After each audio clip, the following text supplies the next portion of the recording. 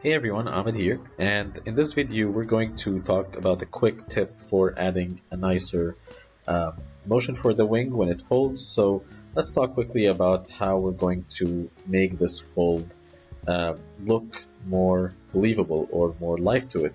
So we're going to select the automatic fold controls here on the side. I'm going to uh, go to maybe frame 40, and I'm going to set a key, and then maybe a couple of frames later I will activate the wing fold. There we go. And actually let's hide the controls for now so we can see how it folds. There we go here. And I'm going to set another key. So basically what we have is this motion, and let's actually play to see how our timing looks like. Maybe it needs to be a little bit faster, so let's make this faster, and then I'm going to play. So this should look something like that. Timing is okay, we can add a little bit of ease in the beginning, but for now what we're going to do is I would want to probably add an offset here, so that let's actually select one wing only, and let's hide the controls, and probably I'll shift the other side by 2 frames, 1, 2, and probably just so that there's a little bit of delay, but probably it's too much, so let's delay it only by 1. So 1 frame. And then when we play it, this is the frame rate that we get here. Great. Now we can see here that of course we can add more anticipation to it, but that's not the part that I wanted to talk about. If you refer to the previous video for the benefit of too many controls, you can see the amount of detail that we can put in this motion to make it more alive. But what I want to add here is something very simple. We have a couple of controls here. We have these controls that average our feathers, and I'm going to use these controls to kind of like give a little bit of a really nice effect during our fold.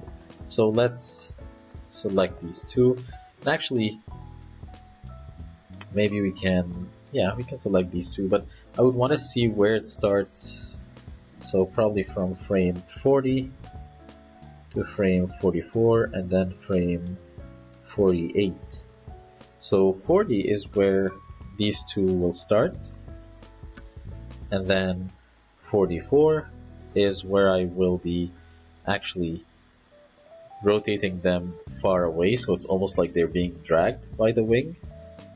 And then at frame, actually let's hide this here, hide the controls, and let's go to frame 48, and let's zero out our rotation so it's back to default, and let's go to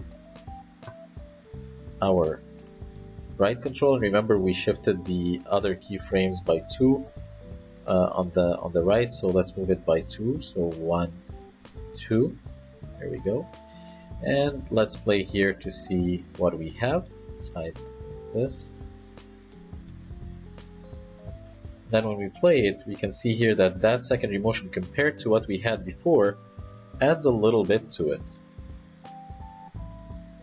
Before the wing fold, I'm going to set a keyframe here, probably move it up by 2 frames, or let's move it out like that by 2 frames.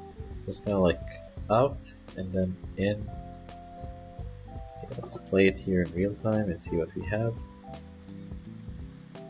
Great, we can now add a little bit of the movement for the feathers. So as the anticipation happens, so I'll set a keyframe here, and as the anticipation goes up like this, I'm going to rotate the feathers in the opposite direction, just that they're being dragged by the wings anticipation. And then